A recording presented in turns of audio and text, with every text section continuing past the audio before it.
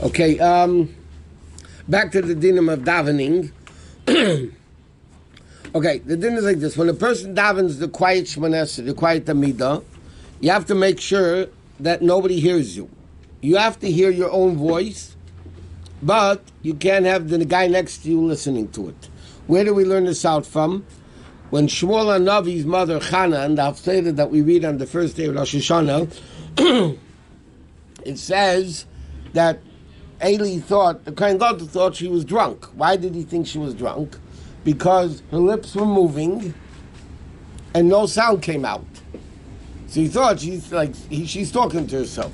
But from there we learn out a lot of dinim of Shemon Esrei, that when a person davens Shemon Esrei, they have to say it quietly.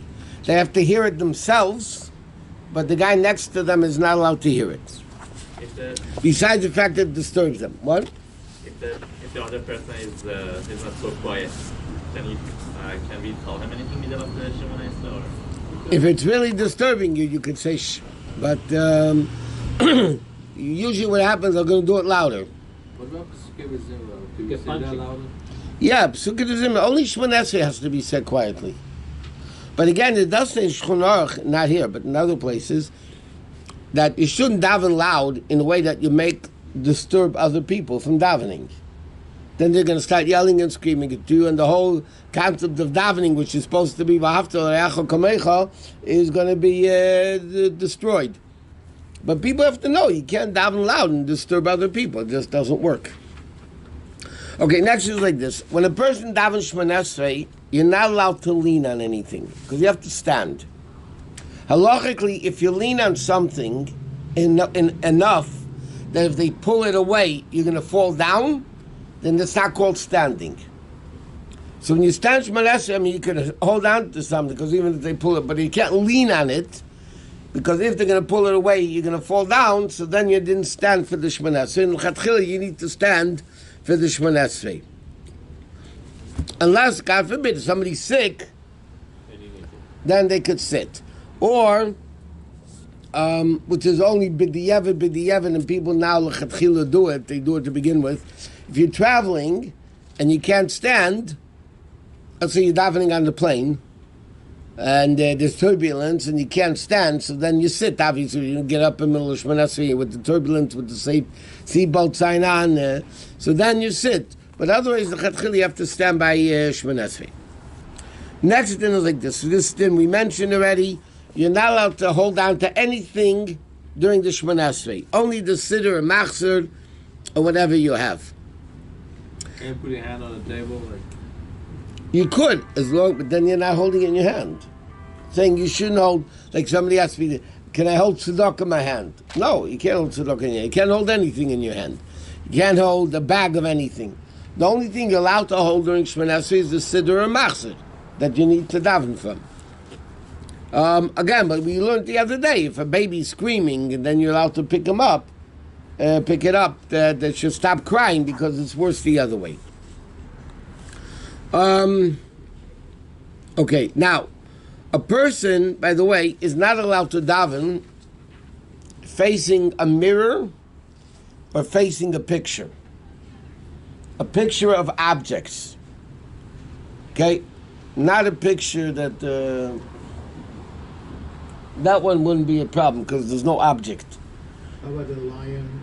That's what I'm saying. If you daven facing a lion, a sun, a moon, let's say you have an artwork, yeah, and there's a sun and the moon, or a picture of people. You have in the house, you have a family picture. So then you're not allowed to daven Shemon Esrei facing the picture. What happens if somebody realizes in the middle of Shemon Esrei that they're facing a picture? So it says you close your eyes. You daven with your eyes closed. But if you daven in front of a mirror, that you're not allowed to, even if your eyes closed. Why?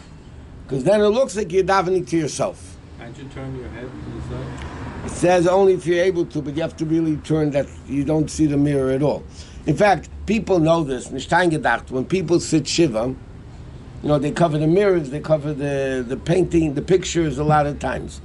It says a lot. There's a few reasons in halacha, but the main reason in halacha, why do you cover the mirrors and why do you cover the paintings? Because in the mourner's house, you're davening.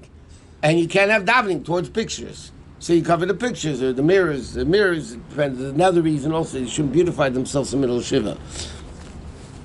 Okay, so in a regular picture, if you close your eyes, you have no choice, you could daven in front of a picture. But in front of a mirror, even with closed eyes, you're not allowed to, because then it looks like you're davening to yourself.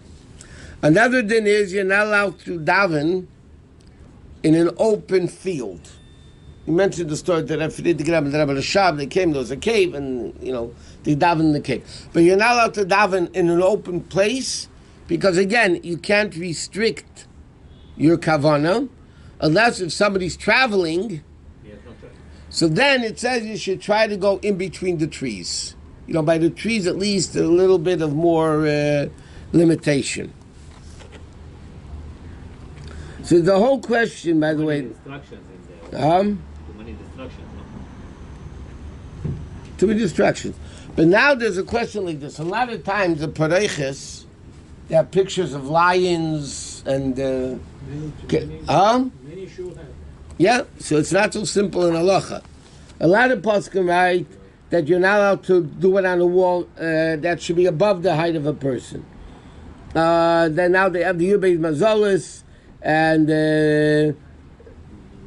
some poskim permitted because it's a public thing, so we're not afraid that you're going to be davening towards it.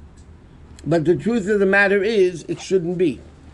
There's a lot of letters from a lot of poskim that it shouldn't be. You have another interesting... Sometimes, God forbid, a person's in a hospital, and they're in a Catholic hospital, right? And a lot of times there's crosses in every... What? All over. No, they usually have one in a room. They don't have... So halachically, when you're davening, you should cover it with a towel or a blanket or something. You don't daven towards it. What if you are not davening and the patient is laying down? Are we supposed to cover it? Or? You don't... Depends. If they want to, halachically, you don't have to. Because, first of all, a cross is only forbidden if it's bowed down to. For instance, a jeweler, they sell crosses and necklaces, yeah? A Jewish jeweler is allowed to sell them. They're not Avodah Zarah, because nobody bows to those little gold, tzaskalach. They're a jewelry piece. They're not. So it depends. Those things, if they're there in the room as ornaments, is one thing. If the people bow to it, but generally speaking, in the church they bow to it. But in a regular hospital room, very few people bow to it. So pidin, it's really not Avodah Zarah. It's not a concept of Avodah Zarah. I mean, somebody might just be uncomfortable having it there, so it'll cover it. But halachically, it's not really a problem. Just like a jeweler could sell a gold cross, he's allowed to sell. Or, Okay,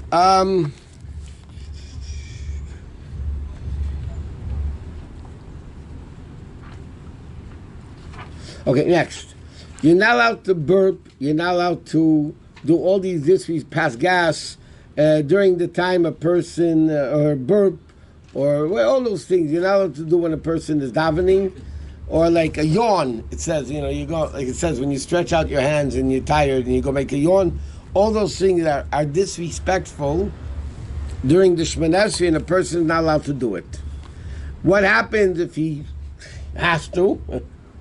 So it says you cover your mouth with your hand, that it shouldn't be that noticeable that you're doing it. What else over here is practical? Okay, next thing is like this. You need to face Eretz Yisrael. You need to face Eretz Yisrael. Why? Because all the tefillas, officially it says in Al-Medrash, Halacha, Gemara, Kabbalah, they all go through the Beis HaMikdash. So therefore, Shemoneh Esrei needs to be davening facing Yerushalayim. Okay? So here in America, basically, you're davening east. But in Eretz Yisrael, wherever you are, you face Yerushalayim. So you're not necessarily facing east. You face Yerushalayim. If you're in Yerushalayim, you face where the Kaisel is. with a Kaisam with a place of the base of Migdash. Certain countries daven south, north. It depends where you are in relationship to Eretz Yisrael. So in America, basically you daven east. What happens if you're in a situation you don't have a compass, you don't have an iPhone, you don't have a compass, you don't know which way is east? There's no way of finding out. So sometimes you could look at, like we said, the Rebbe did, you looked at the sun and he was able to tell where the sun was setting, so you know which way is west and east. But what happens, you can't. Okay? So then it says it doesn't matter. Daven in your heart, towards Hashem and towards Yerushalayim. A lot of times, it's interesting. You go on a plane from here to New York, the front of the plane is not necessarily going east. Because sometimes they go north. They actually come around. But it's hard to know. It's hard to know unless you take out a compass and look. It's interesting. The ocean is here, the Pacific, right, is west of here. Yeah? It's not necessarily to take a compass in Santa Barbara, Lamashal. The ocean is north. Or south, whatever. It's not east. No, it's not west. It's not west. Yeah, Because again, it depends where the land goes and the ocean goes. So it's not the ocean here, the ocean in California. You can't just always dive towards the ocean. It doesn't mean necessarily that it's, or the opposite of the ocean. It's necessarily west or east.